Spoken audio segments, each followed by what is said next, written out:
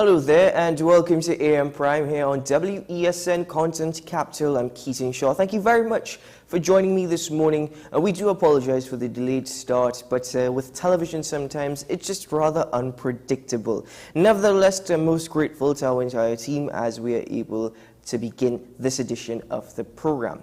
My first guest was actually present on this day in 1973 when the Treaty of Chaguaramas was actually signed. And CARICOM is now celebrating its golden anniversary with a repeat of the celebrations and the signing of the Chaguaramas Treaty 50 years ago. Well, that guest is Mr. Andrew Johnson. You know of him very well. He is a veteran journalist and a media professional, and also my mentor. He's with us via Zoom this morning. Hello, Mr. Johnson. Welcome to the program. Exactly. Good to see you. Good to see you. Good to see you too, Andy. Andy, when the Treaty of Chaguaramas was signed in 1973, exactly 50 years ago, the original signatories to the Pact for Regional Integration, what were the expressions of hope? What were the goals and objectives that they aspired to achieve? And 50 years on, in your opinion, have we done so?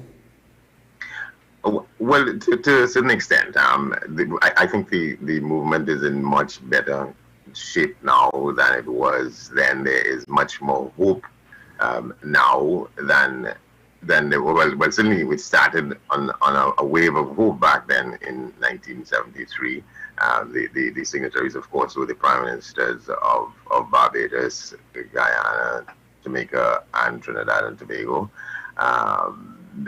Because they had moved from, there was something called the CARIFT, the Caribbean Free Trade Area, which came about sometimes in the mid-late 60s, and then at 8 so years later they decided to move to the establishment of an entire community, which means much deeper kind of integration and working together than a free trade agreement would have allowed at the time, and those were the hopes. And I'm saying that over the period there have been highs and lows. There was I think I was saying to some of the people I was speaking with yesterday that so we're celebrating the 50th anniversary, but that this summit is the 45th annual summit, which means that there are 5 years not explained in there, and those 5 years was as a result of differences that have come about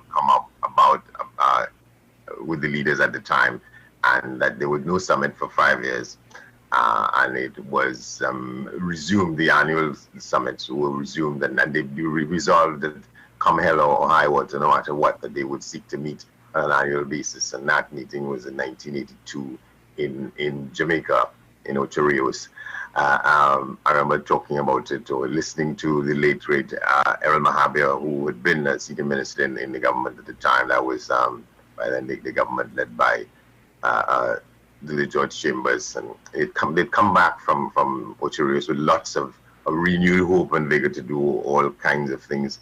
And there have been decisions made over the years between then and now that it took a while to get settled in some countries before they came on board. But it's a long way up the ladder, I would say, from where it started then and where it stopped and then resumed. And even after, not too long after they resumed, there were issues among leaders on one issue or the other. There was a point at which some were pushing for sort of full membership by all the countries. And as soon as a country in the region became in what was called loosely the West Indies, became independent, the idea was that they would become members of CARICOM. And in those times, what transpired is that there was a deeper and a wider understanding of this business about what is the Caribbean, what is the group of countries that should be involved, because among the members now is the country of Belize, which was British Honduras, and that's part of Central America. And in our common understanding that Belize was not one of those countries considered sort of the West Indies. Yes. Because of our different histories, but that it is a largely English-speaking country in Latin America, in Central America. It had been a British colony, which is why it was called British Honduras. And then when they got independent. Not too long after that, they joined the movement, Well, and to bring it to the number that it is now. and it seems as though a common theme that each speaker, it first highlighted by the Honourable Prime Minister Dr. Keith Rowley in his speech at the opening ceremony yesterday, was the number of challenges that the region is currently facing and how it can impact on the region in years to come. With that being said, how relevant is CARICOM now to confronting such challenges? Well, we have to be. The question is that I was saying something to somebody from the Express who's putting out some special publication today on it, and one of the points I made in there is that there's no region in the world in which the countries in that region have not decided for one reason or the other to come together and to form some kind of unit in which they would express common goals and aspirations. And in many cases, most of them struggle with some of the same issues, because it's one thing to talk about coming together with people of like minds in the same parts of the world and so on, but then each country has sort of different development objectives, and sometimes those things get in the way. I was saying that there was a point when one side was some interests in the grouping were arguing for full membership by everybody who constitutes this part of the world called the Caribbean, and in some cases, like I say, Belize, which their point of common interest was that they were a British colony, which was called British Honduras, and they were convinced that this is the way to go. They're English speaking. They have a history of being under colonialism, among other things, and they decided that they would come on board. But that before say the era in which Belize joined, and in Suriname, the question was, do we want to widen the movement, or do we want to deepen the sense of integration and coming together, and so on? And then there was a point at which they decided to move to set up what is called a common market. So it was a Caribbean community and common market, much more than simply a free trade area. But there were times when the politics was involved, and some didn't agree with the politics of others, although the question that was solved on the basis of a common agreement that we will respect each other's sovereignty. And then Trinidad and Tobago being, there were divisions at one point between what was called the MDCs and the LDCs, the more developed countries and the lesser developed countries. And there had to be a common understanding that we're all in this together, and we should be in this together. So what is good for one ought to be good for all. And I said that they started getting back together in 1972, but by 1973 there were new challenges that led to some friction among some of the leaders with the entry of Grenada into the mix. And then Grenada, the leaders there was a coup in Grenada in which an organization called the New Jewel Movement, led by what's his name, had taken over. He was the Maurice Bishop had become prime minister in a situation in which there was no election for a couple of years, and there were leaders in the region calling on him to regularize his status as a government and have elections. And the summit of 1973 was held in Trinidad and Tobago, yes, at which, under pressure, he made a commitment to, as they call it, legitimize his government, democratize the government by holding elections. And he had said that he was committed to do that. And he had named two eminent attorneys in Trinidad and Tobago, Frank Solomon and Alan Alexander, to write a constitution. And that was in July '73. And he went back home and faced an enormous pressure from those on the other side in that thinking, those who were part of the leadership of the New Jewel movement at the time. And the principal person in that was Bernard Cord. yes, And so July '73, he had made this commitment, and August, September, by the end of September into October, he was found to be under enormous pressure, and we knew what happened after that. That tragedy that took place on October 19th 1973. Just check that. 1983, I'm sorry, and that led to what transpired in Grenada. He and Well, 15 other people were lined up against the wall in a fort and shot to death.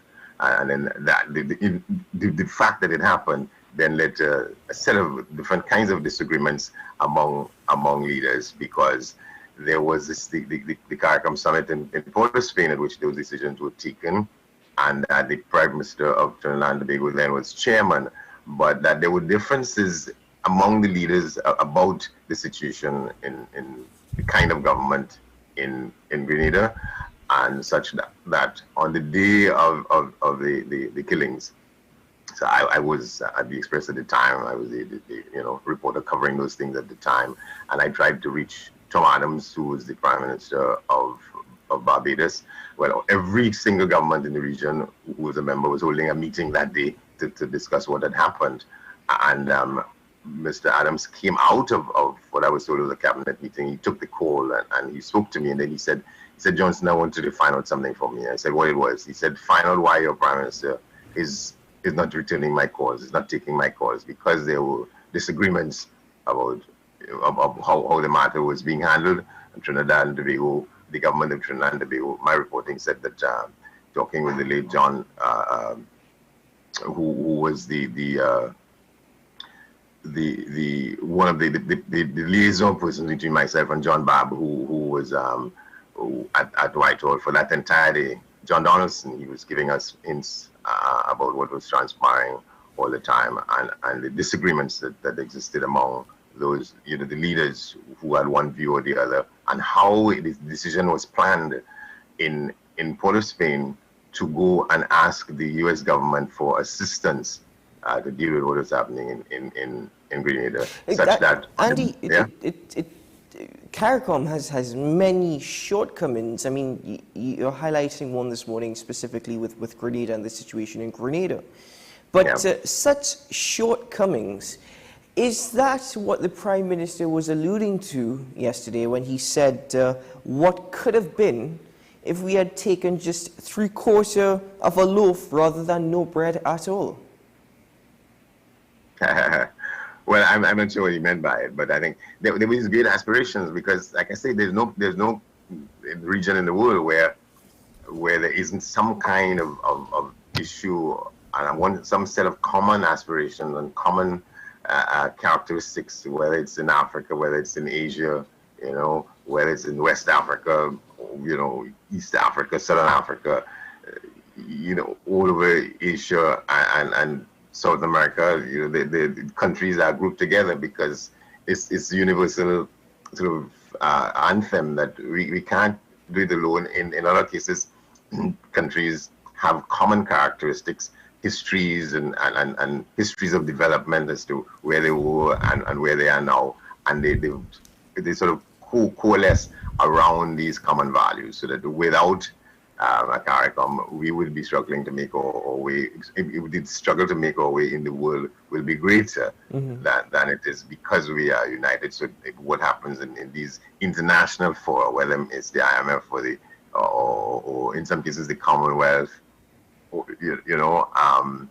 people vote on the basis of blocks. So there has to be an agreement among the countries that form a particular block, whether, like I say, the countries in Africa, when there was an issue with one country in Africa,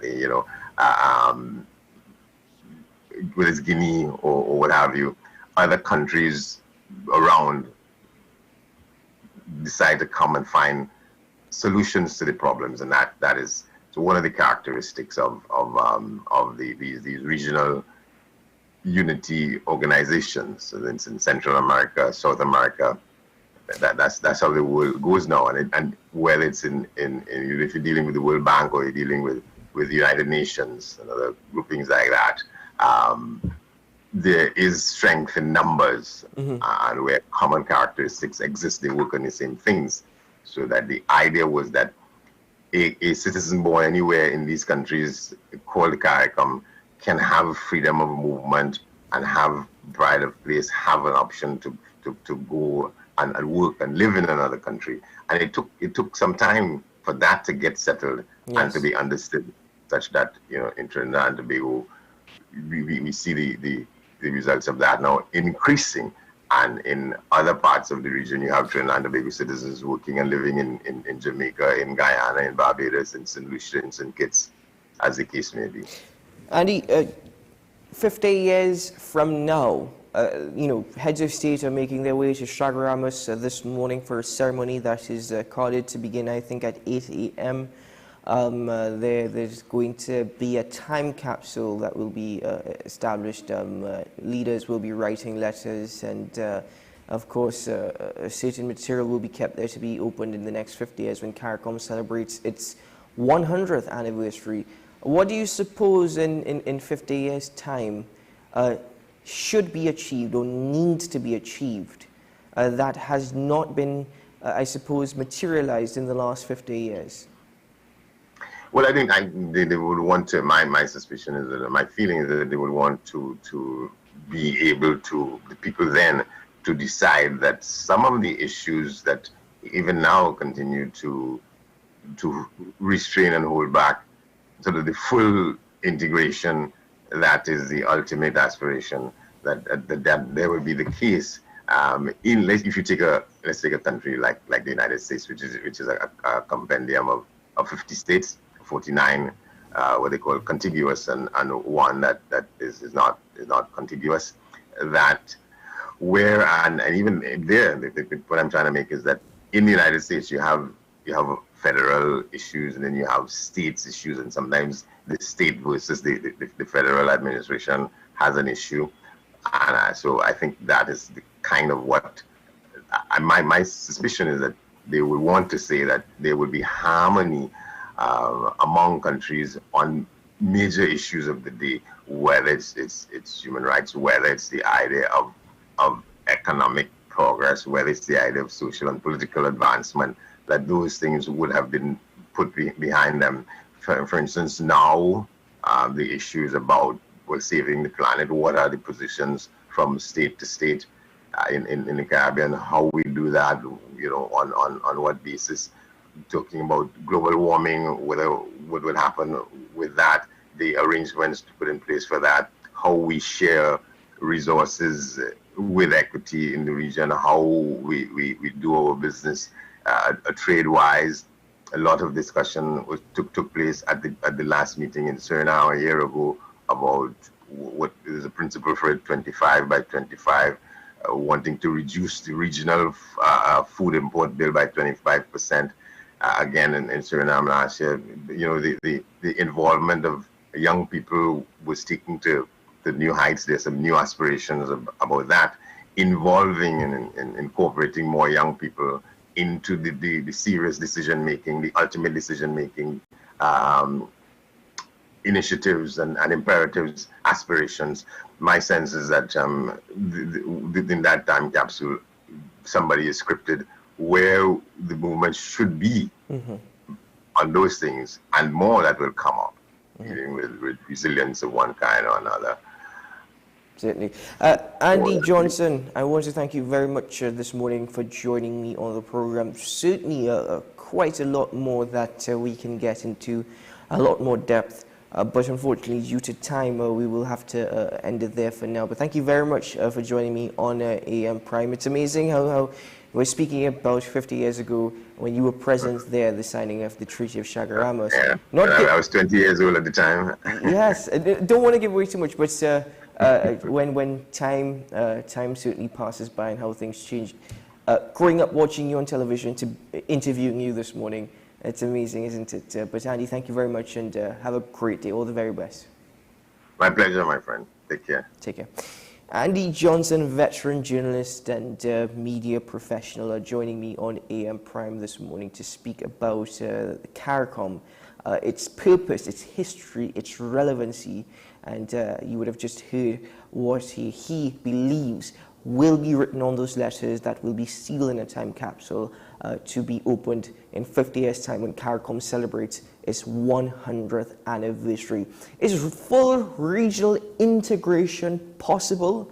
Well, given I suppose, the diversity of the Caribbean, and even the fact that sovereignty is always an issue, that is something that leaders really need to sit down and sort out. It is possible. Is there a willingness? I suppose we will only see. Ladies and gentlemen, we take a break here on AM Prime. When we return, more conversations continue.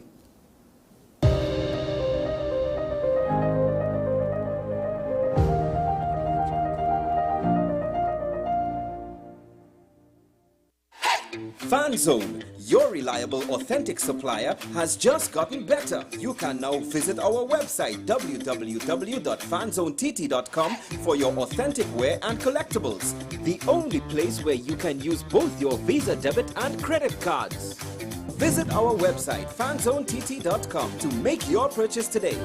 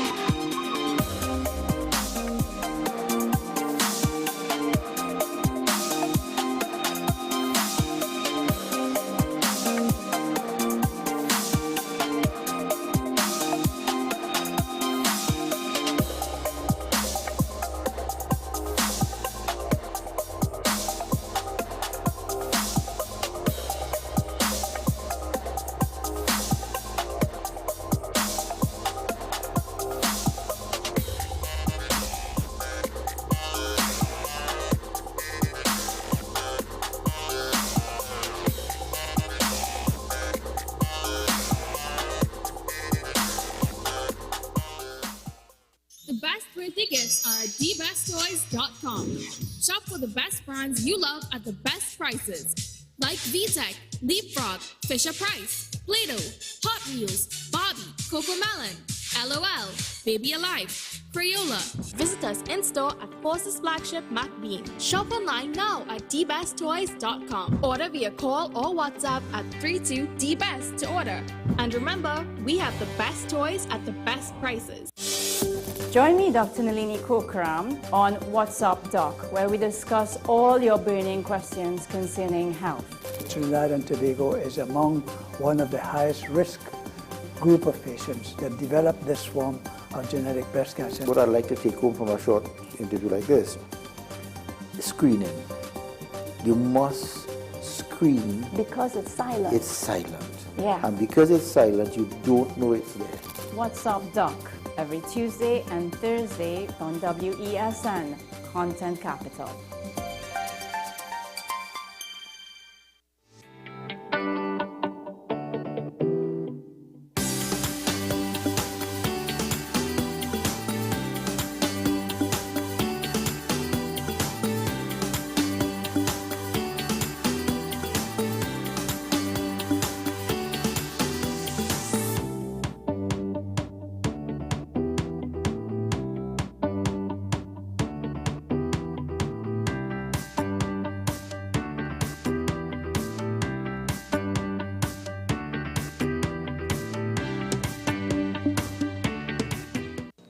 What's the best way to grab the attention of viewers? Please exercise more patience. You have to be kidding me. Doing what we do best. I'll say at the very least it's a conspiracy of laziness against the people. Join me, Keaton Shaw. And me, Sean Michael Small, for Talking Point. Weekdays from 8 a.m. to 9:30 a.m. We go in depth on the trending issues and engage the most controversial newsmakers as we get them to account to the people for their actions. You can't go to the government with nothing. You can't go to cabinet with an empty hand, with a wish. I'm glad that we're having this a sober, mature discussion. In the present situation, I expect a continuation of the chaos. Join us for the discussion, Mondays to Fridays, only on WESN, the Content Capital.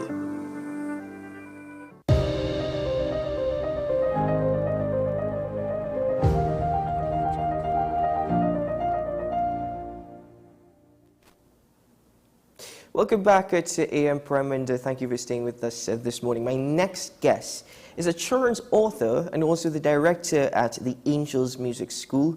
And the latest success, because there are many success stories to come from Miss Christine Cardenas, is her book, Zoe's Song. Ms. Cardenas is with me in studio this morning. Hello, welcome to the program. Hi, how are you? I'm Thanks fine, for having thanks. me. How are you doing? I'm very well, thank you. So, please speak to me about the Angels Music School and Sure. why it is that you saw the need, if we would like to call it a need, to establish the school, especially for young children. Yes, Angels Music School, we have been in existence for, I would say, about 15 years, and it grew out of my work with children as a Montessori teacher. I did Montessori training in England for 2 years.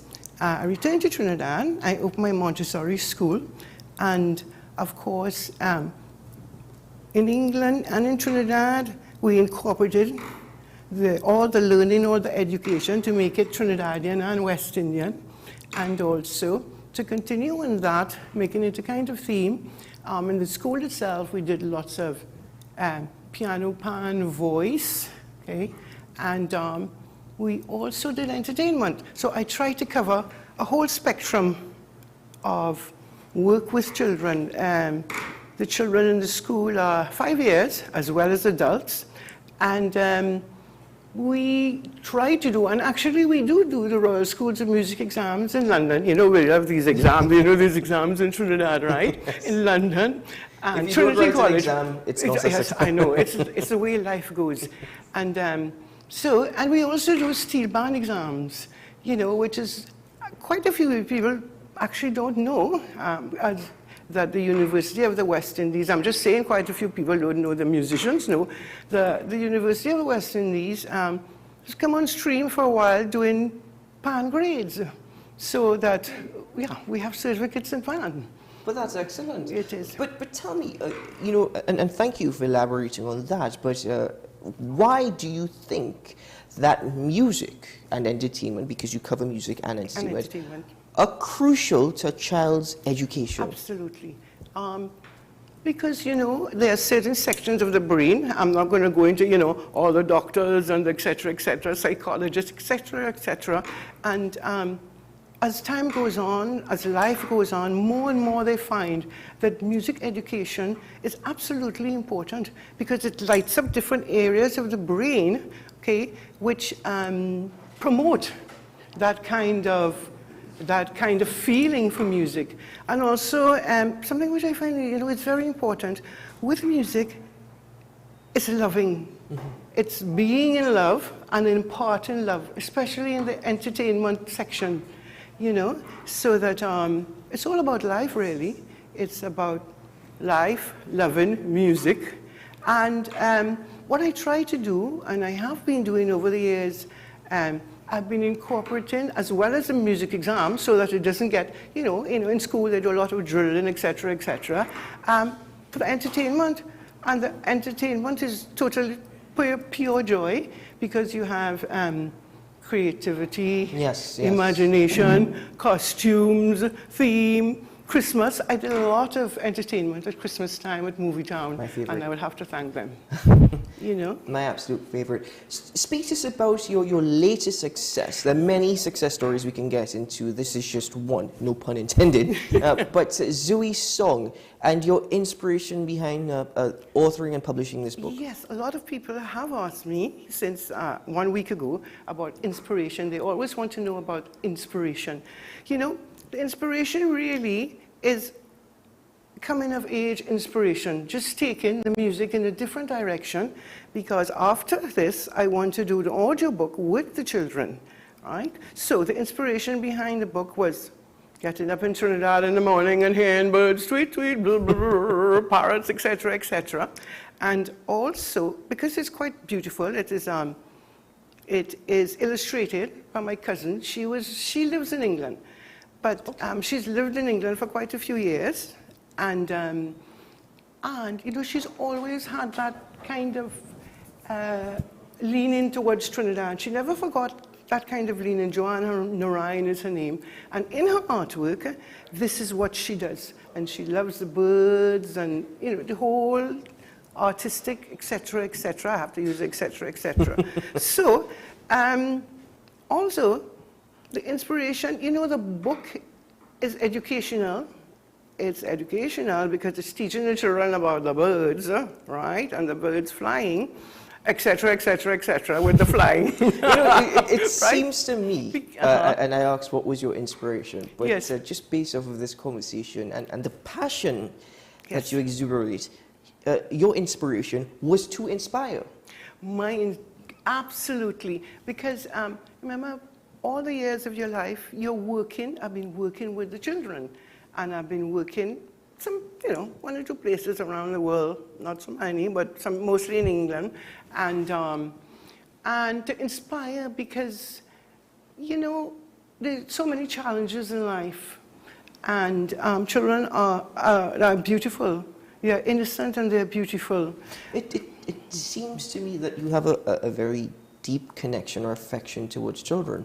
I do, because I started doing the Montessori school, and I've gone on during the years, and I've seen them graduate from the music schools. I've seen them go ahead in their lives, and many of them have been abroad. I have a young man who is at Berkeley, another one who is at Miami University, and then as life goes on and the years pass, we had the advent of the steel pan. And so I guess a lot of people know now that universities abroad, Miami yes. and Illinois, because of Liam T, etc., they are graduates, pan graduates. And so we had projects where the Americans came and the Trinidadians came at carnival time and the Japanese came, and we did workshops with the children, because it's back to the book again, and there's a little boy playing his pan, and actually some of the pictures are taken from the kids' classes, and the book, it's a book about occupations. So some of these people are like my family, I think you might be in the bird book. The next book, if you would like to be... Oh, really? Yes. If you would like to be an announcer, that would be lovely. I wonder what bird. The announcer bird, we will see. Right? So, as I was saying before, yes, the birds all have names. Zestini, that's me. I'm the warbler bird. The singing business is going on, right? And then we have, this is my cousin. And then I try to bring other people to be birds, but they're not ready for the experience. But you've linked people whom you've met in your life, people who you've grown up with, and people who you've seen grow up.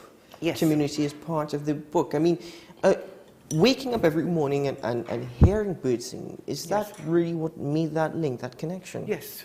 Absolutely, because there were lots of birds I wear in St. Hans, and that's where the link came in. So, you have the birds in the morning.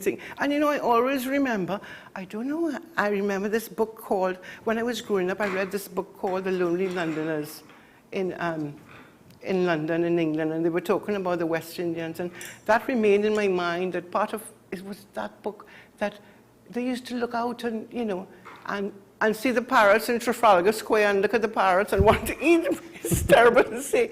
But, some of those memories come back to me. For instance, there's a purple honey creeper who was, he's an accountant, he's my brother, and then it's him here because in the Academy Awards, he was in Los Angeles at that time, and he had gone to the awards. He had gone on his job as an accountant. Yeah, and so we have a little picture of him here, in the Academy Awards. But it definitely, I want to inspire people.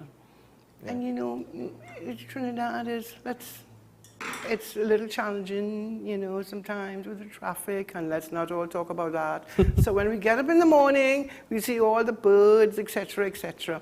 And also, as I said, I want to do the music section of the book, where I will write the music, I will arrange the music, or the kids, what I have found also, which is interesting in the music, is that you teach the children the formal way, etc., etc., and life happens.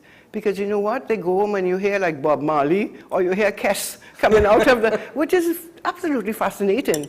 Because, soca is soca, and it is taking Trinidad all over the world. Every part of the world, nearly every part of the world. Yes. So you try your best, and you give them the, you know, all et cetera, and I call it et cetera interview. And then Kes comes out, or they write their own music. But I suppose that's a part of it. You know, when you encourage young people, children, to get more involved in music, and then they start developing a taste of their own for music. I suppose that's part of the evolution and the teaching process as well. It is. And composition, especially in these, I am saying especially in these times, because maybe I have become a lot more, you know, more aware of it. But there's also film competition, film compositions. I mean, Star Wars, hello, Star Wars, Star Trek, and all the James Bonds, and you know, and then you have all the cartoons, right? So you go and you're looking at the Trinidad film people who are really trying there. They're really pushing it, and then you have. I saw the other day that a model from Britain, no, from Trinidad, he did his designs, went on, you know, for London Week and etc. You know, so it's the whole thing. It all comes together with music. What, Ms. Cardenas, you've done so much. You are doing so much.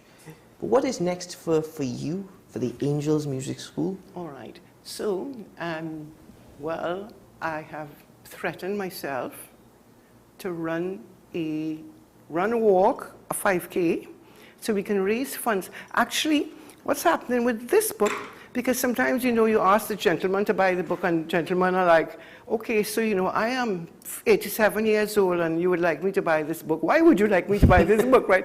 And what I have done with some of the books is that I have put them aside, bought stationery, and I'm putting them together in packages so that it be like a donation, so that underprivileged children, not in the whole world, in Trinidad, right, will get packages with the book. So that's what I'm trying to do, and trying to raise funds. And then we always have our exams going on. You always have our children's exams going on. And we have Christmas shows, hopefully at Movie Town, because Movie Town has now come back on stream. You know, so it's always activity. But before we do run out of time, where can people get more information on the book if they would like to purchase it? Yes. Well, as yet, we don't have, we're going to get them on Amazon, of course. As yet, we don't. 390-3372 is our number. I'm supposed to look here. 390-3372. I don't look at 390-3372. Learn it. Buy the book. That's what I'm supposed to say, right? Buy the book, and it will soon be available in all the bookstores. Am I going? Yeah, I'm okay? Absolutely fine. Right, so you can give me a job, like, you know. I'll tell you what, you put me in your next book, I'll get you. Yes, okay, beautiful. I'll tell you what, ladies and gentlemen, again, many success stories, but we are very privileged. We're fortunate this morning to have one of Ms. Cardenas' students, Mr. Luke Gillette. Who was in the very first batch of UE Pan exam students and obtained a distinction in tenor pan in preliminary. Well, he's in studio and he's going to perform for us this morning. This is Mr. Luke Gillette.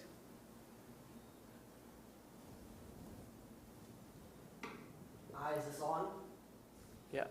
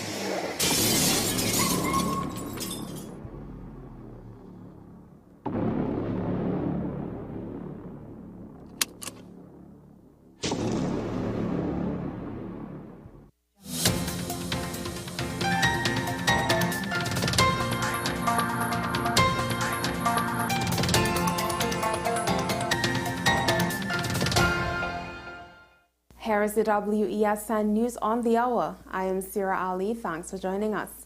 Here are the headlines. Central Bank worker prevented from running as a candidate for the UNC in the local government elections. THA selects new chief administrator. 2 men were gunned down in separate incidents. And internationally, travel chaos plagues U.S. airports on the eve of the 4th of July. Now for the details. Opposition Senator Jayanti Lakshmi described the central bank's policy hypocritical, disproportionate and nonsensical as it relates to the attempt to prevent an employee to run as a candidate for the UNC in the upcoming local government elections. The central bank chauffeur received an injunction to stop him from being fired for being a local government election candidate. Lyndon Digans is the UNC's candidate for Malabar North for the August 14th election. A new chief administrator has assumed duties within the Tobago House of Assembly. After several weeks of remarks by the Prime Minister regarding the delay in the appointment of a chief administrator, the THA made the announcement. The post will be held by Mrs. Denise Toby Kwashi, who will serve as the acting chief administrator. She assumed office Monday, 3rd of July. 2 men were gunned down in separate incidents on Sunday night. The first shooting took place around 10:15 p.m. in Aruka. Jamari Warwood, 24, of Bonnet, Aruka, was walking from 7th Avenue to his home on 6th Avenue, Phase 1, when a silver Nissan V14 vehicle pulled up alongside him and one of its occupants pointed a gun and opened fire on him. The suspects then drove off. Warwood was taken to the Arima Hospital where he succumbed to his injuries. Internationally, travel chaos is plaguing the U.S. airports on the eve of Independence Day, with more than 100 million Americans under extreme weather warnings. A BBC report states that more than 1,400 flights were delayed or cancelled on Monday morning. This follows one of the busiest air travel weekends on record. Sunday saw the highest number of passengers ever screened at the U.S. airports. Severe storms threaten a swath of the eastern U.S., while the south and west continue to bake in a heat wave. Well, that's News to the Hour on WESN. I am Sira Ali. Thanks for watching.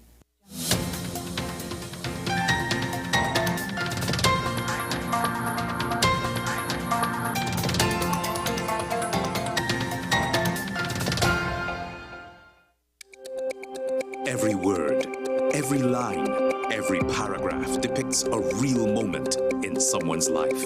A father, a sister, a mother, a brother. We at Newsday are dedicated to you, the people, and through independent, unwavering journalism, strive to always bring your stories to life. Because your stories are more than just words. Newsday, independent and credible. The issue, the continued rise in the price of flour and its impact on the cost of living in Trinidad and Tobago. How should we go about it? I want to ask you, what has been revealed to you about the state of vulnerability in the country because of this exercise and because of what we're going through? Is the government losing the war on the vaccine front? The discussion should revolve around the common good for the greatest number of people in Trinidad and Tobago. How do we inculcate a sense of respect and regard for people who may not be of your own political ilk or persuasion? The communities are now being used by political opportunists. So when the tables are turned, it's the same way. Okay, this has been 10 Questions. I'm Andy Johnson, and we'll see you next time. People really want to know, what about me? Where do I fit? Yes. What is in the ride for me in terms of a better Trinidad and Tobago? And I'm pleased to shed some light on that. The purpose of bail is to ensure your attendance at court. That's it. It is not punitive. It is not rehabilitative. We, the police officers, we are professional, and we are here for whenever the survivor is ready to come forward. We have the right to private and family life, the right to religious freedoms and beliefs and thoughts and expression. But these rights are not absolute. Certain rights can be limited. The law is to govern the whole. It's for all of us in public.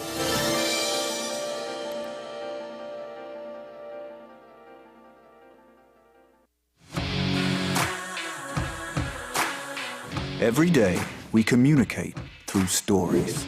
Stories of ourselves, our challenges, our goals, our experiences, and our aspirations.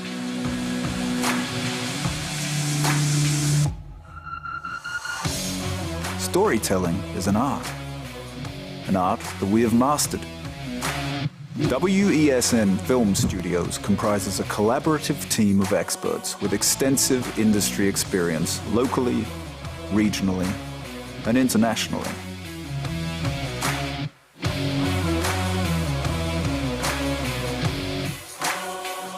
The ability of your business to successfully communicate with your preferred audience depends on the strength of the stories you tell. Your vision should be communicated in a high-quality, professional, and creative way.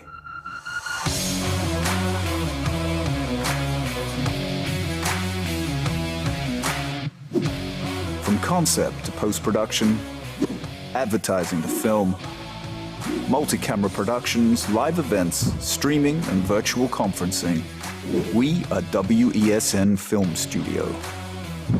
Let your own unique voice be heard and your vision realized. Call us today at 628-5835 for your next production.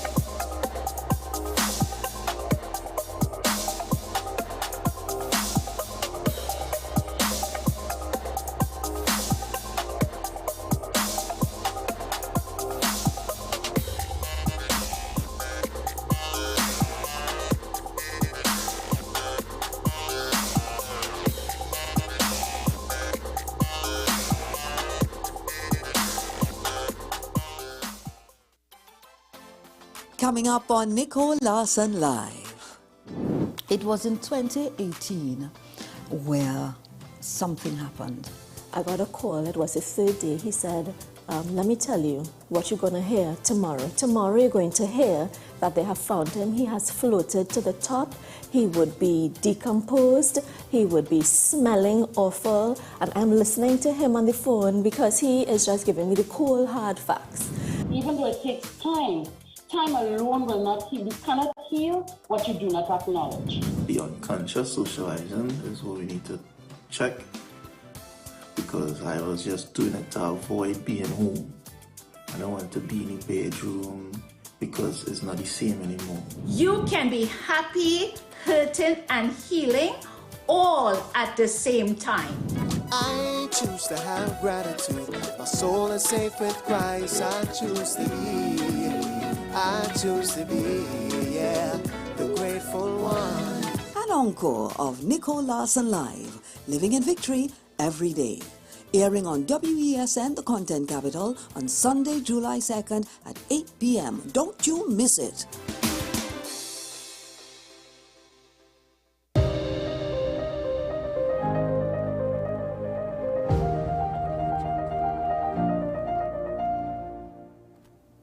Welcome back to AM Prime, and thank you very much for staying with us this morning. My next conversation actually surrounds the Champion of Business Awards 2023, the categories for Titans and Trailblazers this year. We'll get into that in a moment. Let me introduce my two guests who are with me in studio. First, to my left is Mr. Shazad Mohammed, General Manager of Commercial and Retail Banking at Republic Bank Limited. Good morning, sir. Welcome to the program. And Mr. Stephen Gans, the Chief Executive Officer of the Trinidad and Tobago Chamber of Industry and Commerce. Welcome, sir. Good morning. Thank you. Thank you very much for joining me. I'll start with you, Mr. Gans. Titans and Trailblazers. Why? Well, the Champions of Business gala event really is to recognize people who have, taken a step into the bold area of business and basically blaze a trail. You know, they have a vision, they have a dream, and they set off and they go after it, and they show their achievement over the years that they've been in operation. So the theme is really to recognize some of those people, the people who have taken that bold step and the people who are really taking the country to different levels by the trails that they've blazed. Do you have to be a member of the team in order to be nominated for an award? No, you don't. We actually recognize anyone in Trinidad that has been a business person that has really tried and made an effort to try and, you know, take the country to a different level, or at least take their business to a different level, because we think that the economy is built largely on small and medium enterprises, and these eventually turn into large organizations if they're lucky enough, or if they've persevered long enough. So we think that anyone who is, it doesn't have to be a chamber member, anyone can be nominated, and certainly we'd be very happy to recognize them in the regard of those achievements. Just before I come to Mr. Mohammed, the categories for awards, I think there's 7 categories in total. Yes, there are quite a few. The main one being the Business Hall of Fame, which is sort of reserved for those types of businesses that have been around for a while and they've been started. And sometimes the award can even posthumously be given because the person may have passed on in that stage. And that is really sponsored by the National Gas Company, one of our gold sponsors, or platinum sponsors actually. And that is, like I said, to reward those types of businesses that have started and have progressed through the years and really have shown and employed people and done well in the whole economy and led the economy. There's also the Green Agenda Award, which is also sponsored by a National Gas Company, which has been promoting a green culture for a while. And that is to reward companies that are coming up with innovative ideas and how they can go with a green agenda, which is not impacting the carbon footprint or reduce carbon footprint in their endeavors. We also have an Innovation Award sponsored by Bmobile. Bmobile looks for that type of innovation that someone may come along and come out of school or develop something that they would like to promote. And they have an idea, and it's something that's very different that we haven't come across before. And it's something that should be rewarded. So Bmobile has chosen that. You know, Bmobile is always trying to be on the cutting edge and taking us into areas that we don't know about. And so we appreciate their guidance in that area, and they're a gold sponsor as well. We also have something that I like quite a lot, which is internationally known, but internationally known but TNT-owned company, and that's sponsored by the Ministry of Trade. Internationally known because it started in Trinidad, it's owned by a Trinidadian, but it is something that is now internationally known. And we could use things like, we could talk about Angostura. I mean, that's one of the ones that we all know. Bitters is everywhere in the world, you know. We also have Casey Confectionery who received that because they've been shipping to so many different areas around the world.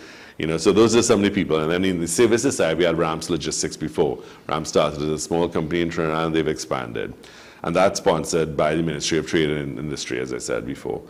Another gold sponsorship we have by the Exim Bank of Trinidad and Tobago would be the Breakthrough Exporter of the Year Award. Exim Bank is really, one of their mandates is really to increase the level of exports out of the country for Trinidad businesses. And they've given that Breakthrough Award for the exporters that have come along and you know, they've penetrated the external market and they're really going after business. So they're looking after maybe no less than about $500,000 in business, but no more than 20 million. So we're looking for the medium type company that we're trying to reward. There's also the Small and Medium Enterprise Award, which is sponsored by a company called Term Finance, and they really try to encourage companies that are small, that are giving them some financing, helping them in their business operations, and you know, just giving them that little cash injection that they may require. And they try to work with clients to give them what they need to really survive, as well as thrive. And then, of course, which takes us to good old Republic Bank, which is also a very good sponsor of ours. And that's a gold sponsor as well, which is the Entrepreneurship Award, which is given to people who just, you know, again, similar to the innovation, but they have an idea, they set off, and they really work and work and work at it. And they are small businesses, and they eventually grow. But it does take that initial step, that entrepreneurship step, which says, I want to run a business, I want to do a business, and I'm going to employ people and eventually grow and grow. And that's supported heavily by Republic Bank. And that's your cue, Mr. Mohammed. Why is Republic Bank, focusing on entrepreneurship in particular? Okay, so morning again, viewers, and thanks again for that question. So, I mean, at Republic Bank, there's a strong commitment to supporting entrepreneurship, right? As you know, entrepreneurship is fundamental to building economic prosperity, building resilience, creating employment, and we see that as a primary area where we want to look at. As a signatory to the United Nations Principles of Responsible Banking, entrepreneurship is an integral part of achieving one of these Sustainable Development Goals, specifically number 9. And that speaks to industry, innovation, and infrastructure. So basically, any initiative that drives and seeks to put entrepreneurship as a priority is one where the bank will support. And the Business Gala is one such initiative that really focuses on showcasing the diverse representation of all the businesses in Trinidad. So it is indeed a pleasure to be a gold sponsor of this category. Now more than ever, support for entrepreneurs are needed. Would you say so? Agreed. And in particular, what are we looking for? I mean, an entrepreneurship award, every business aims to achieve the absolute best and to reach such high standards. But what are we looking for in terms of awarding an individual or business this particular category? Right. So I mean, this category, and Stephen could jump in here because he has the details on it, but there were set criteria. Each of the 7 categories, they have set criteria on that. So I know, for example, Stephen, is 8 years? Yeah, 8 years. Yeah, generally the company should be in operation for about 8 years or above. And we're looking at the way that they've really managed the company through that period and where they're going. It's usually a private company or a public company, but we're looking at the performance, the recent performance, and the growth of the company through the period. So as just Shazad says, you're looking for something that's not brand new in the innovation area, but something that has been around for a while. And he mentioned the word resilience. You know, if you get through the first 3 years of a business, then you tend to be in a little bit more of a stable environment. And Republic Bank really is helping people in that starting off phase as well as the growth to the next level. So when we look for entrepreneurship, we're talking about 5 to 8 years type of thing. We're looking in our categories for 8 years and above. But that type of operation, so you know, you're hiring people, you're running a really good business. It's not a slipshod type thing. And you're really creating a building block that's going to take you to a larger area. And eventually a champion of business, a titan or a trailblazer, you know. Champions of business entrepreneurship, actually. I'm seeing that here. What is that? Well, the title of our show would be the Champions of Business, which is what we've been highlighting for the last couple of years. We've had it at the National Association of Performing Arts, and it's scheduled to be on the 2nd of November later on this year. And as we've been talking, I skipped across saying that the nominations close actually on the 14th of July, which is why we're trying to promote it a little bit now. We want to give as many people as an opportunity to be nominated or to be recognized. And so we want to then take that, and we have a panel that will sit down and distill those names and those companies, do a little research on the companies to make sure that they are you know, capable of, or not capable, but ready, they deserve the titles that we're going to be bestowing upon them. And then we put it into that little envelope that we pull out on the night that we announce. So it's quite an exciting event, and we push for that type of coverage because it gives that person the recognition they deserve. So as Shazad talked about the entrepreneurs, we have the innovation, we have the green agenda, we have the Business Hall of Fame, which is for the larger companies. We have different areas that we recognize. But the entrepreneurs come along, and those are the companies that have been around for a little while and intend to continue for a few more years or forever. I mean, we have companies in Trinidad that have been around for over 100 years, yes. And that's really quite noteworthy. So we're looking at that type of eventual growth. Mr. Mohammed, you spoke about, Mr. Digicel just mentioned awards that these businesses deserve. But in your opinion, and on behalf of Republic Bank, why do you think it is necessary to award entrepreneurs and young business people? Okay, so good question. I mean, to venture into business and be an entrepreneur takes a lot of courage. right? There's a lot of unknowns facing these businesses. Even at the bank, what we see is the main issue is access to finance to really drive the business growth and so forth. So at Republic Bank, what we have done is seek to assist these customers in being able to, as Stephen said, build resilience, perform at a higher level, and again, given the contribution that they do make to the economy. So, for example, as I said, access to financing. What we do, we would have revised our loan packages, particularly from up until the end of this year. Businesses want to be able to meet the demands in that Christmas period. So obviously they need to stock up now, and therefore access to financing is key. So having loan packages with discounted rates and so forth will allow these businesses to basically grow. So that is one area. Education is another area that we want to focus on. A recent example on the agriculture side, we recently held some training seminars in South. I think it was over 200 farmers, and this is really building that resilience in creating a high output and efficiency in crop development and so forth. So it's very eye-opening. I think they benefited a lot. The feedback was positive. And those sorts of initiatives basically help support the ecosystem in which they operate. If you've ever heard this song, Diamonds Are a Girl's Best Friend, I think Mr. Mohammed this morning is saying, Republic Bank is an entrepreneur's best friend. But gentlemen, just before we end this conversation, Mr. Mohammed, your closing remarks, what would you like to share this morning with the rest of the working world out there? Okay, sure. So, I mean, Republic Bank, we're a proud sponsor and partner with the TT Chamber. Entrepreneurship, as I say, is a hot topic now and is needed a lot in the economy because we see that as a significant growth opportunity. And for those businesses who, whether you're registered or not registered, you're looking to venture into that area, visit any one of our Republic Bank branches and we'll be sure to serve you well.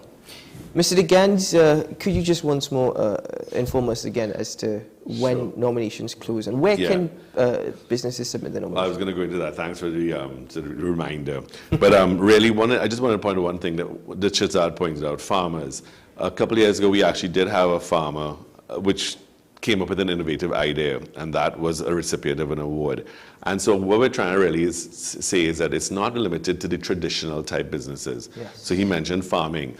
They weren't members necessarily of the Chamber of Commerce, but someone did nominate him. We looked at the innovative ideas that they had behind getting farming up to a different level, and we thought it was worthy of an award. So it's really just open for all businesses across Trinidad and Tobago. There are criteria. The criteria are available at our website, www.chamber.org.tt. If you visit that, you'll see the 7 different categories, and you can make a nomination to one of those people. And then, of course, we will look into it and see whether it's something that's worthy of giving an award to. I just want to like to plug that if it were not for our sponsors, like Republic Bank, we would not be able to have some of these things. So really, these are companies that recognize people in Trinidad. We have National Gas Company, we have Republic Bank, of course, we have Ministry of Trade and Industry, which is looking for that element of trade. We have other gold sponsors in the Exim Bank, Bmobile, as well as silver sponsors in term finance, looking at also giving finance to the smaller companies, as well as Unicoma and Media Insight. Really good, worthwhile companies that are looking for growth of businesses in Trinidad. And I also want to thank our media partners. In addition to WESN, we're also looking at people like Guardian Media Limited and Music Radio 97.1 FM. Excellent. Thank you very much to the Chamber for this initiative. I think it's its 18th year. Of the galas, yes, yeah. And excellent, and you're absolutely right. Businesses and that have grown, businesses that are innovative, entrepreneurs, rewarding them for all their hard work and for all that they're achieving. And by extension, what they're doing for TNT, yes, it is necessary. Mr. Digans, to you and to the Chamber, thank you very much. To all of your sponsors and to Republic Bank for continuing to support small, medium businesses, young people, entrepreneurs. Thank you very much for all that you all are doing. Thank you very much. Thank you as well. Thanks for having us on the show. Nominations close next week. It's the 14th, actually, next week, Friday. Yes. So you can head over to the Chamber's website for more information. We're going to take a quick break here on AM Prime. When we return, we'll conclude this morning's proceedings. Stay tuned.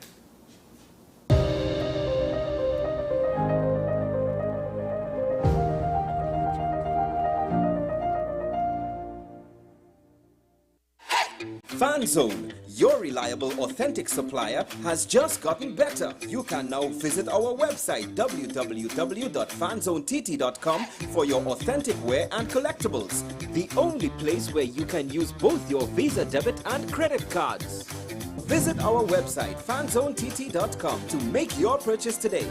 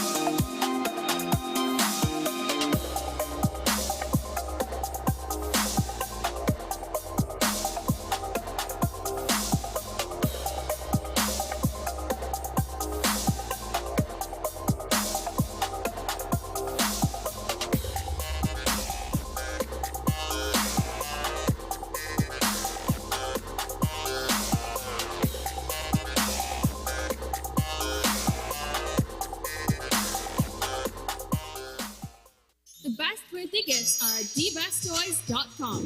Shop for the best brands you love at the best prices, like VTech, Leapfrog, Fisher-Price, Play-Doh, Hot Wheels, Barbie, Cocomelon, LOL, Baby Alive, Crayola. Visit us in-store at Forces Flagship MacBean. Shop online now at dbesttoys.com. Order via call or WhatsApp at 32DBEST to order. And remember, we have the best toys at the best prices. Join me, Dr. Nalini Kokram, on WhatsApp Doc, where we discuss all your burning questions concerning health. Trinidad and Tobago is among one of the highest risk group of patients that develop this form of genetic breast cancer. What I'd like to take home from a short interview like this, screening. You must screen. Because it's silent. It's silent. Yeah. And because it's silent, you don't know it's there. WhatsApp Doc, every Tuesday and Thursday on WESN, Content Capital.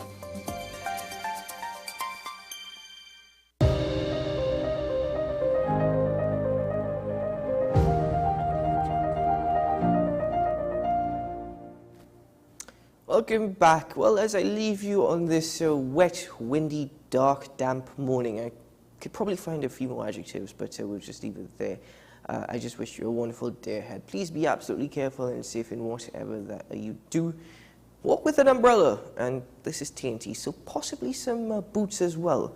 But I hope you have an excellent day ahead. Otherwise, thank you very much for joining me this morning. Thank you very much to the Trinidad and Tobago Chamber of Industry and Commerce, the Chief Executive Officer, Mr. Stephen Digans, joining me this morning, and Mr. Shahzan Mohammed, General Manager of Commercial and Retail Banking Division at Republic Bank TT Limited, as we speak about the Business Gala Awards 2023. Remember, nominations are still open. They close next week, Friday, which is the 14th of July. If you'd like more information, you can go to the Chamber's website to see the categories and the criteria. But for AM Prime until tomorrow at 6 o'clock, I'm Keaton Shaw. Do have a great day, and I'll see you then. But for now, stay tuned for the Content Capital with more to come. Bye-bye.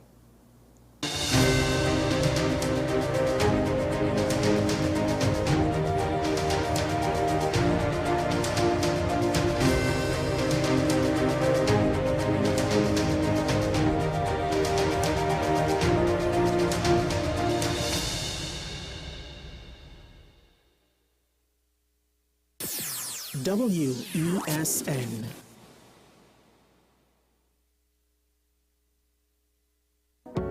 I am Sule A. Joseph, and we are WESN, Content Capital.